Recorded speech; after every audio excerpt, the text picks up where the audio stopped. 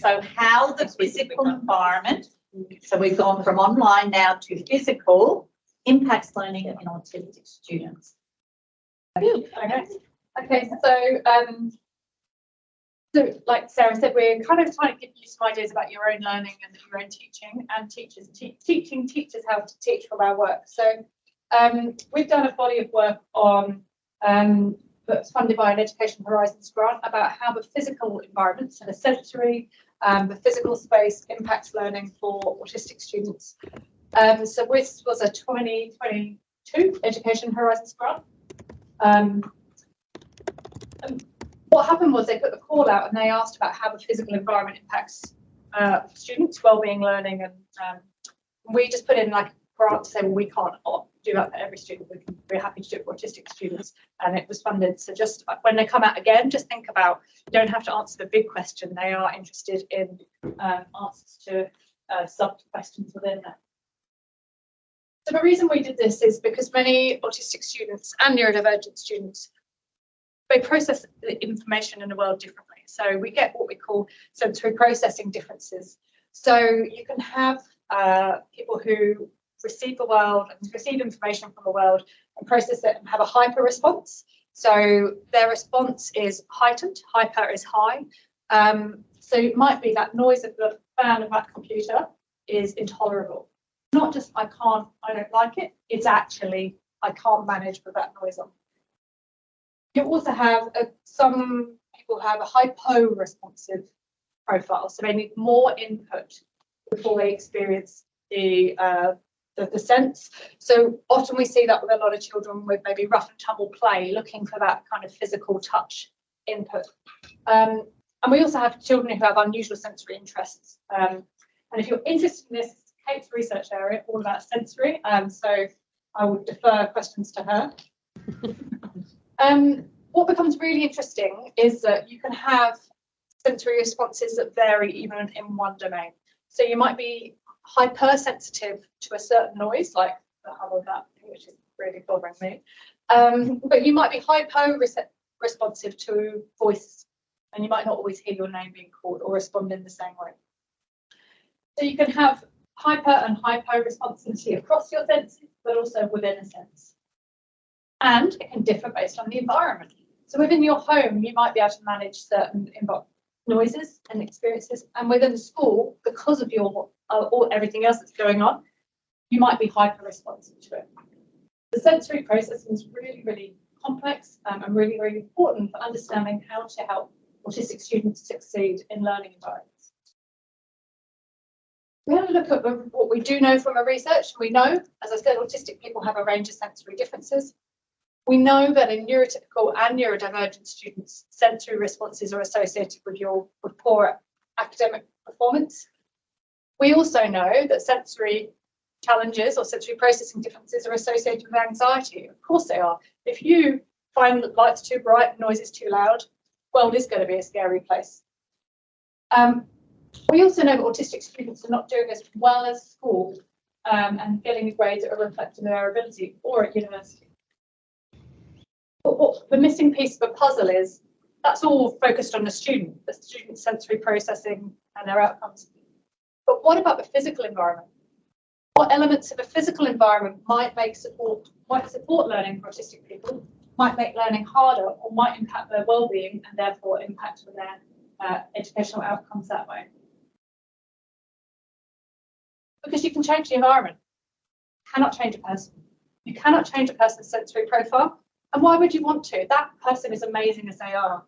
You can change the environment. You might think you can't, but you often can. And this is a thing that comes up in a lot of our work. So we did another systematic review and looked at all the research literature that looked at how an aspect of a physical or school environment, lights, noise, space around you, impacts the student learning or student well-being for autistic students. We looked at 4 databases and had a series of keywords which went through the educational setting, sensory, physical, learning and well-being, autism. There were 3,688 articles which we went through and screened, and then found 21 research articles which comment on this. I'm just going to go through briefly some of the findings, but what I really want you to do is think as we go through them how you encourage your teachers that you're teaching, but also how you model in your teaching, how we think about these aspects and how we can accommodate them to support all students learning.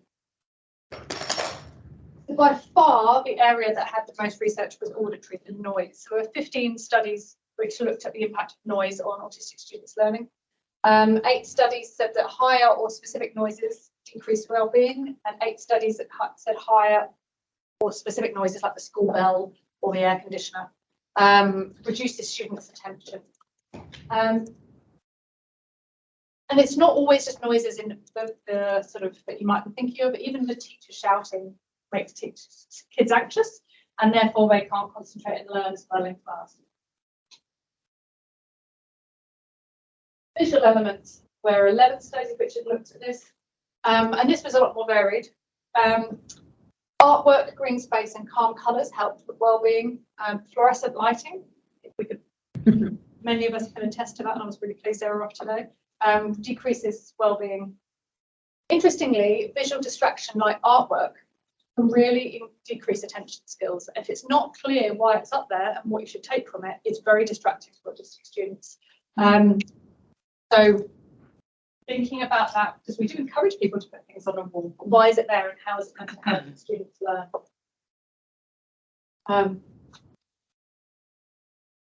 There were 4 studies which reported on autistic students and the space they have on the working desk or space in schools. And all of those 4 showed that crowds reduce space on your working desk and reduce space as you walk around school. Reduce well-being and reduce learning, and ample workspaces increase learning.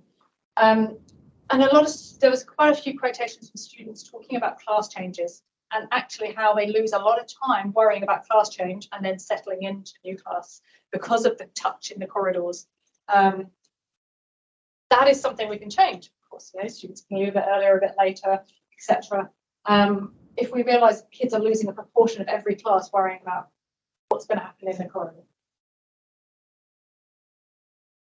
And interestingly, there was small is meant to be smell.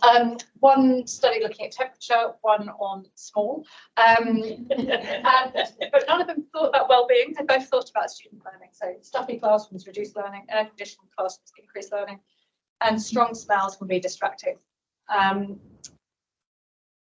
So overall, the most research looks at the noises and the visual, but actually we've got this kind of emerging evidence to say actually it's not just about what you can see and what you can hear. There's more areas we need to consider to support autistic students in schools and universities.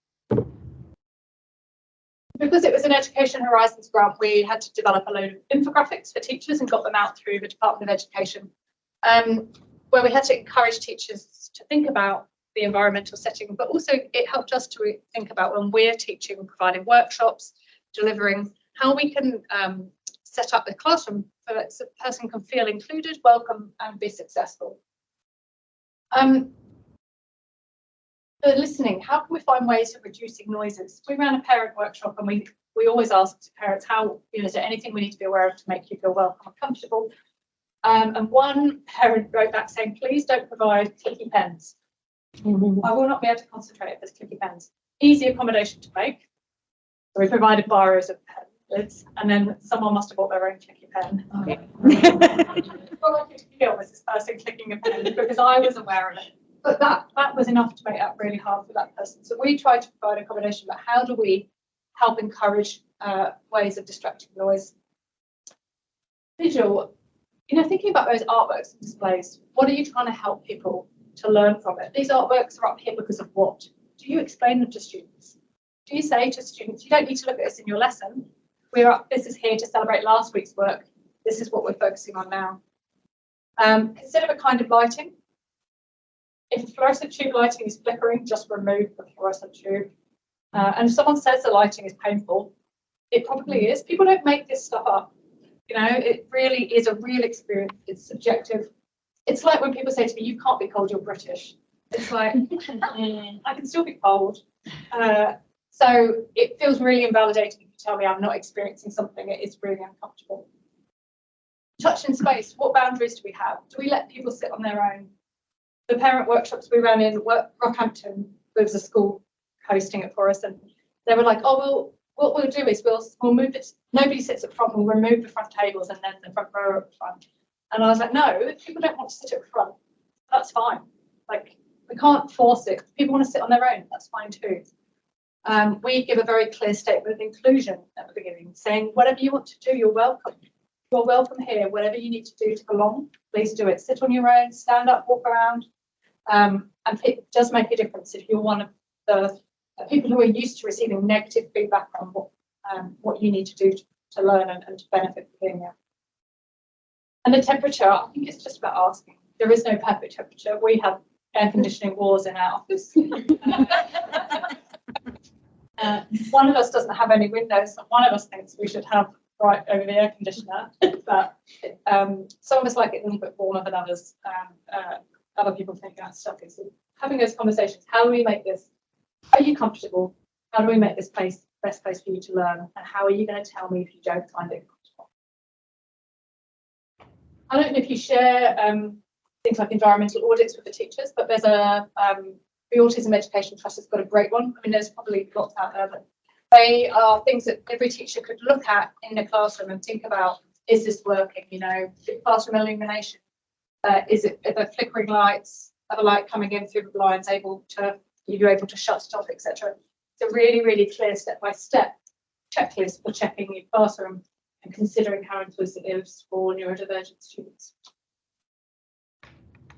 So in summary, all aspects of a physical environment can impact learning and wellbeing. How are we setting up our classrooms when we teach, and how are we encouraging our teachers to think about it in every class, across the year, across the day? The auditory and visual elements are the most researched, but that doesn't mean things like smell, touch, or small can impact on people. If we've got 74%, 3/4 of children on the spectrum reporting sensory differences, that means we really need to be thinking about what we're doing. There's no one-size-fits-all recommendation. It's about learning. As we've spoken today, it's about learning who's in front of you, who's in your room, getting to know them, and appreciating that can change over time across the year.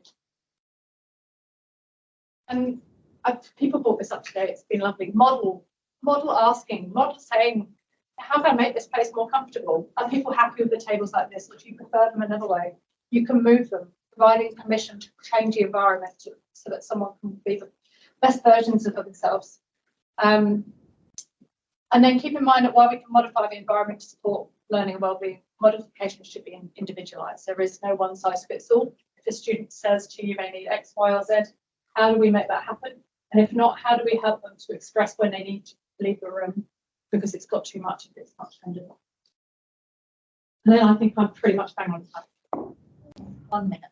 1 minute, extra question. Dance break. Any questions? So online, Judy has wondered if open style or double teaching spaces may be problematic. As in the huge, like mega classrooms? Yeah. I mean, double space, double noise, double potential. Depends how they're set up. I guess there's no one answer to that. If there's twice as much noise, twice as much unpredictability, twice as much movement. But if you've got a room that's twice as big, so you can have all different areas that are set up for everybody's preferences, then you've got twice the opportunity to meet the needs. And it depends on what you're doing. What task, it depends also on what task you're doing. So if you're doing something where you've got to concentrate, then very noisy can be more problematic than if you're doing another task. So it's not like you have to set the classroom up in a set way and it has to stay there, and the poor neurodivergent student has to sit in the corner by themselves because they like quietness when they've got to concentrate. But that means they've got to stay there for the whole of the term of their natural life. It's different tasks, different places. So your ability to manage or your awareness of sensory stuff will depend on the task or the things that you're doing at that time. Great, thank you for that. Question.